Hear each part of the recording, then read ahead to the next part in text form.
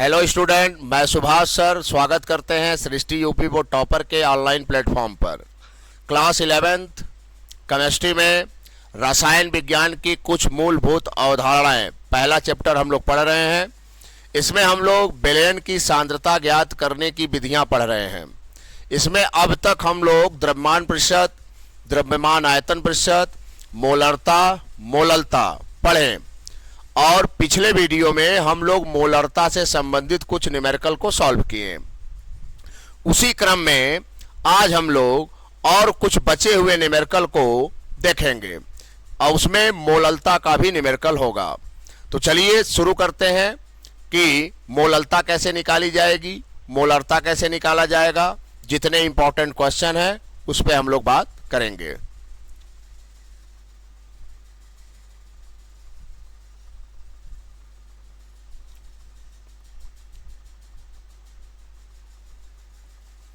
देखिए, ये क्वेश्चन है, ये क्वेश्चन बहुत ज्यादा ही इंपॉर्टेंट क्वेश्चन है।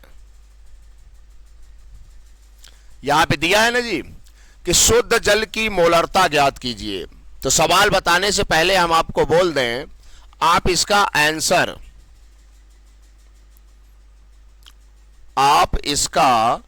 आंसर हम तो यही कहेंगे कि रट लीजिए। तो आप कहेंगे कि सर आंसर रट लें, हम समझ नहीं पा रहे हैं।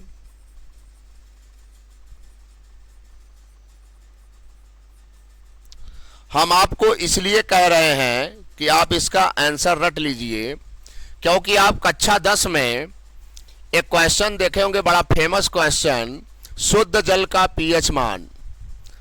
तो हमको लगता है कि लगभग लोग सारे स्टूडेंट को यह मालूम होता है कि शुद्ध जल का पीएच मान कितना होता है, 7 होता है। तो वैसे ही बहुविकल्पी में ही बहुत बार क्वेश्चन पूछ चुका है कि शुद्ध जल की मोलरता क्या होगी। ज्यादातर ये बहुविकल्पी प्रश्न ही में ही पूछता है। तो इसलिए मैंने बोला ना, रट लें आप इसको। लेकिन रटना हर चीज का हल होता नहीं है। आपको कैसे पता चला कि भाई इसका 55.55 मोलरता होगी? तो आपको हम मोलरता में एक फार्मूला बताए थे, शायद आपको याद हो या न याद हो। हम आपको बताए थे कि मोलरता बराबर होता है प्रतिशत भारानुसार इंटू डी इंटू 10 अपान विलेय का अणुभार। विलेय का क्या जी? अणुभार। ठीक है, प्रतिशत भारानुसार। अब आप खुद सोचिए, जब वो जल शुद्ध है तो वो 100% शुद्ध होगा, उसमें कोई अशुद्धि नहीं होगी।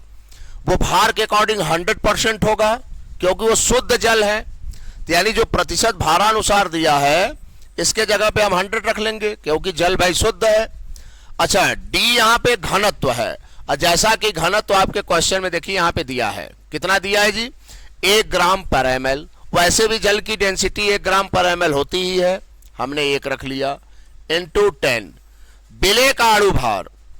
तो विलेय विलायक तो है नहीं, इसमें जल की बात कर रहा है तो हम जल का अणुभार निकाल लेंगे। जैसा कि आपको मालूम है, जब आप जल का अणुभार निकालेंगे 1 × 2 + 16 परमाणु भारों का योग ही अणुभार कहलाता है। तो जल 2 परमाणुओं से बना है, हाइड्रोजन और ऑक्सीजन से। दोनों के परमाणु भार लिख के हम ऐड कर दिए, 18 आ गया। तो यानी अणुभार की जगह पे हम क्या रख देंगे जी? 18। तो आएगा 1000 बटे 18। आप भाग देंगे तो आएगा 55.55 मोल पर लीटर।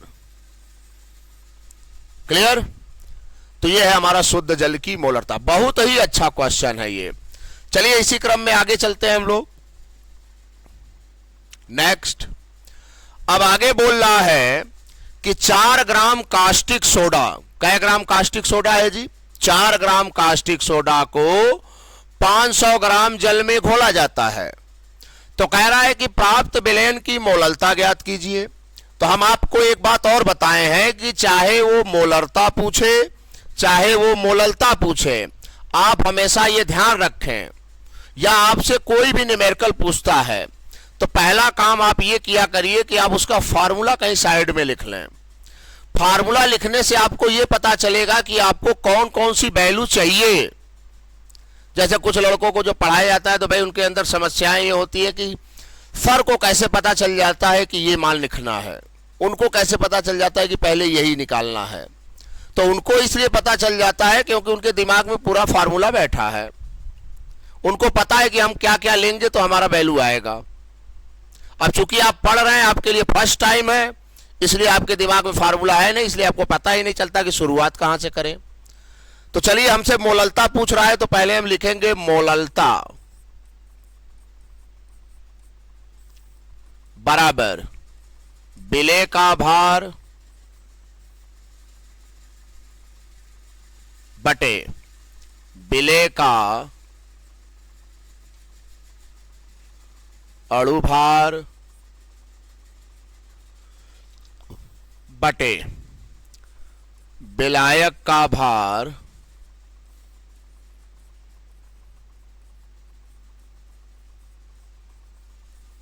केजी में। यानी हमें मोललता निकालना है तो हमें विलेय का भार चाहिए, विलेय का अणुभार चाहिए और विलायक का भार किस में चाहिए? केजी में चाहिए। अब विलेय विलायक का कंसेप्ट आपको हमने बताया। विलेय का कंसेप्ट है जिसे आप घोलेंगे, विलायक का कंसेप्ट है जिसमें आप घोलेंगे। तो आप सवाल पढ़ेंगे तो खुद आपको बताएगा कि किसको कहां घोला जा रहा है। कह रहा है कि 4 ग्राम कास्टिक सोडा को 500 ग्राम जल में घोल दिया गया। तो हम कास्टिक सोडा को जल में घोल रहे हैं जी, तो कास्टिक सोडा हमारा क्या हो गया? विलेय। कहां घोल रहे हैं उसको? जल में, तो जल क्या हो गया? विलायक। अब मजे की बात है कि दोनों का भार आपको दिया है, तो पहले आप लिख लें विलेय यानी कास्टिक सोडा का भार बराबर कै ग्राम है जी? 4 ग्राम। कै ग्राम है? 4 ग्राम। तो हमें विलेय का अणुभार चाहिए, विलेय यानी कास्टिक सोडा का अणुभार बराबर NaOH। सोडियम कितना होगा जी? 23, 16 प्लस 1, ठीक है। तो टोटल करेंगे तो कितना आएगा जी? 40। अणुभार कितना आ जाएगा इसका? 40। परमाणु भारों का योग होता है, ठीक है। विलायक कितना है जी? 500 ग्राम। तो विलायक हमारा जल है, विलायक यानी जल का भार बराबर 500 ग्राम। लेकिन विलायक का भार आपको किसमें चाहिए? किलोग्राम में। तो यानी 500 बटे 1000, 1/2 kg। समझ रहे हैं? तो विलायक का भार हमारा आ गया।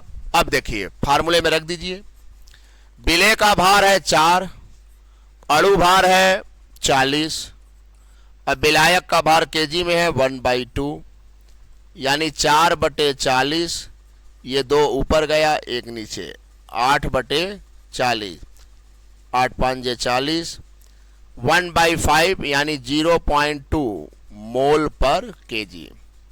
देखिए एक टीचर का काम होता है कि आपको वैल्यू रख के बता दिया, बाकी कैलकुलेशन आप खुद करें। वो टीचर का काम नहीं है कि आपको पूरा उत्तर निकाल के दे बना बनाया और आप आराम से छाप के रेडी हो जाएं। कैलकुलेशन जितना फास्ट उतना आप आगे जाएंगे, ठीक है। तो क्वेश्चन समझ में आया? चलिए अब इसी क्रम में हम आगे चलते हैं। अगला क्वेश्चन, अगला क्वेश्चन ये तो मोस्ट इंपॉर्टेंट क्वेश्चन है। इसको हम मोस्ट इंपॉर्टेंट इसलिए कह रहे हैं कि ये क्वेश्चन बोर्ड में रिपीट कर चुका है, बोर्ड में भी आ चुका है कई बार। इस क्वेश्चन की खास बात क्या है आपको खुद पता चल जाएगी। इस क्वेश्चन में कह रहा है कि चीनी के सीरे के 214.2 ग्राम में, चीनी के सीरे के 214.2 ग्राम में 34.2 ग्राम चीनी है। कितना है भाई? 34.2 ग्राम क्या है? चीनी है, ठीक है। तो चीनी के सीरे के विलयन की मोललता ज्ञात कीजिए। तो अभी आपको मैंने बताया मोललता निकालना है तो आपको विलेय का भार चाहिए, विलायक का भार चाहिए, अणु भार तो हम निकाल ही लेंगे। तो इस सवाल में ये नहीं पता चल रहा है कि किसको कहां घोला जा रहा है, लेकिन आपको एक चीज हिंट किया है, वो चीनी का सीरा यानी कुल मिला जुला के जो सीरा हमारा होता है, तो जहां तक हम जानते हैं कि सीरा जो बनता है चीनी को पानी में मिलाकर बनता है।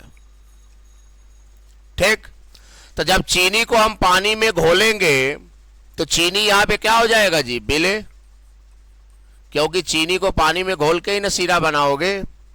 अब कहां घोल रहे हो, पानी में, तो पानी क्या हो जाएगा जी, विलायक। पानी क्या हो जाएगा, विलायक। तो जब ये दोनों लोग मिल जाएंगे तो क्या बन जाता है, विलयन। क्या बन जाता है, विलयन। यानी जब चीनी को पानी में मिलाएं तो सीरा बना, सीरा का मतलब वो विलयन है। तो सीरा को विलयन न, मतलब विलयन न बोल के वो डायरेक्ट सीरा बोल दिया। तो आपके पास बुद्धि होना चाहिए, सीरा चीनी और पानी से बनता है, चीनी को पानी में घोल के बनता है, इसलिए चीनी विलेय है, उसमें पानी क्या है, विलायक। तो यानी वो जो चीनी के सीरे का भार दिया है वो विलयन का भार दिया है। किसका भार दिया है, विलयन का। और आपको पता होना चाहिए कि विलेय प्लस विलायक, ये बात तो आप पहले से जानते हैं, विलेय प्लस विलायक बराबर विलयन। जब आप विलेय को विलायक में घोलते हैं तो तुरंत विलयन मिलता है। ठीक है, अब इसी से हम क्वेश्चन को सॉल्व करेंगे। अब विलेय विलायक समझ गए कि नहीं, तो चलिए शुरू करते हैं।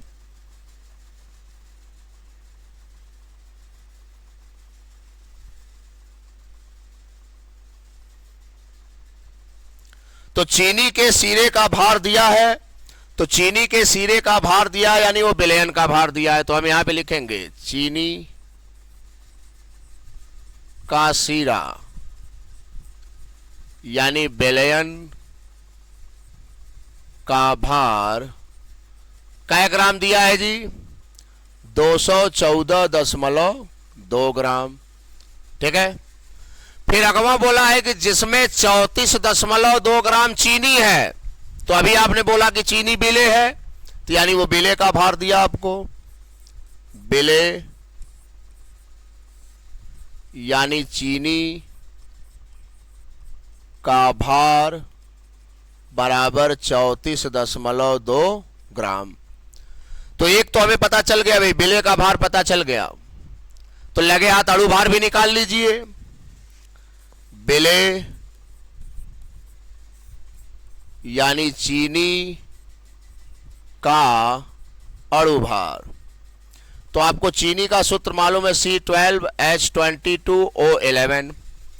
रखिए परमाणु भार, कार्बन का 12 × 12, हाइड्रोजन 1 × 22, ऑक्सीजन 16 × 11। आप टोटल करेंगे 342 आएगा। कितना आएगा जी, 342। अब आपको विलायक का भार चाहिए, तो देखिए आपको विलयन का भार मालूम, विलेय का भार मालूम, तो विलायक का भार निकालेंगे तो विलयन में से विलेय के भार को घटा देंगे।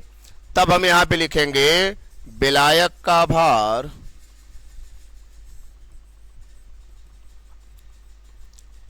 विलयन का भार कितना है, 214.2 और 34.2।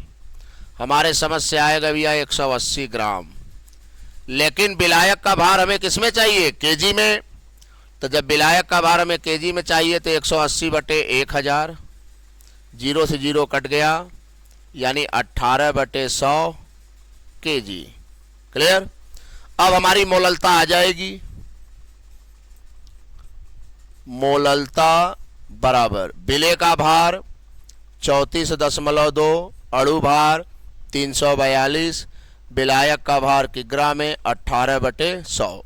आप सॉल्व कर देंगे 0.55 मोल पर केजी आएगा। आप चेक कर लीजिएगा भाई क्वेश्चन सॉल्व करके, ठीक है। लेकिन ये क्वेश्चन बहुत ही इंपॉर्टेंट है, ये जान लीजिए, बोर्ड में कई बार रिपीट किया है ये। अब अगला क्वेश्चन हम लोग देखते हैं। अगला क्वेश्चन जो दिया है कि 20%, ये भी बड़ा मजेदार प्रश्न है भाई, 20% भारानुसार। तो भारानुसार का मतलब द्रव्यमान प्रतिशत, और द्रव्यमान प्रतिशत का मतलब विलयन कै ग्राम का होगा जी, 100 ग्राम का। द्रव्यमान प्रतिशत में विलयन कै ग्राम का होता है, 100 ग्राम का। फिर किसका विलयन बोला है, पोटेशियम कार्बोनेट का विलयन। किसका विलयन है जी, पोटेशियम कार्बोनेट का विलयन। तो ये कहना ये चाहता है कि 20% भारानुसार पोटेशियम कार्बोनेट का विलयन है और आपको उस विलयन की मोललता निकालनी है। तो आप याद रखिए कि जब हम आपको द्रव्यमान प्रतिशत पढ़ा रहे थे तो उस टाइम मैंने बोला था कि जब भी क्वेश्चन में द्रव्यमान प्रतिशत का जिक्र करेगा तो आपको तीन बातें याद रखनी है। पहली बात कि ब्रैकेट के अंदर दिया क्या है, W/W लिखा है या भारानुसार लिखा है। तो W/W का मतलब द्रव्यमान प्रतिशत या भारानुसार का मतलब भी द्रव्यमान प्रतिशत। समझ रहे हैं? बस इसका यह मतलब है कि टोटल विलयन हमारा 100 ग्राम का है। फिर दूसरी बात मैंने आपको बताया था कि फिर देखेंगे कि विलयन किसका है। तो विलयन किसका है जी? पोटेशियम कार्बोनेट का। तो जब विलयन हमारा पोटेशियम कार्बोनेट का है तो मैंने बताया था आपको कि जिसका विलयन होता है वही विलेय होता है। तो विलेय इसमें कौन है? Potassium carbonate.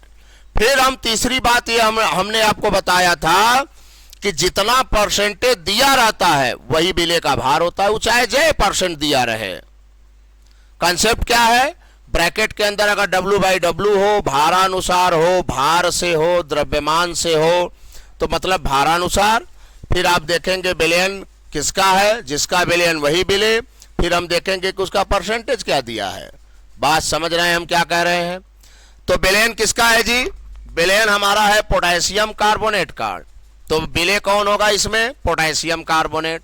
तो लिखेंगे विलेय यानी पोटेशियम कार्बोनेट का भार कै % दिया है? 20। तो 20 ग्राम हो जाएगा। तो लगे हाथ हम अणु भार भी निकाल लें क्योंकि हमें अणु भार चाहिए। तो विलेय का अणु भार, तो जब हम विलेय का अणु भार निकालेंगे तो K2CO3 39 × 2 12 16 × 3 138 आएगा भाई। आप जोड़ लीजिएगा कितना आएगा? 138। अब हमें हर हाल में विलायक का बस भार चाहिए भाई। किसका भार चाहिए हमें? विलायक का भार चाहिए।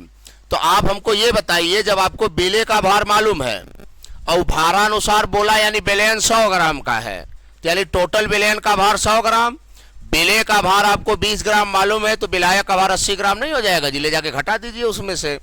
तो जब यहां से हम विलायक का भार निकालेंगे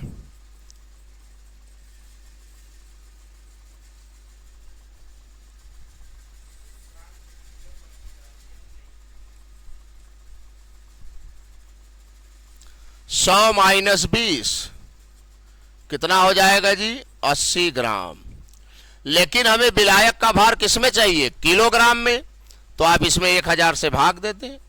80/1000, 0 0 कैंसिल हुआ, बराबर 8/100 kg। बात समझ गए?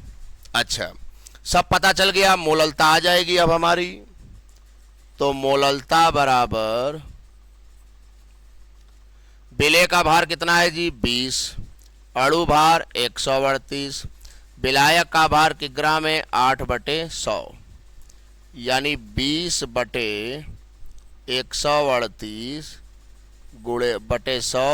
× ऊपर 100 जाएगा, नीचे 8 आ जाएगा। हल करोगे 1.81 आएगा मोल पर केजी।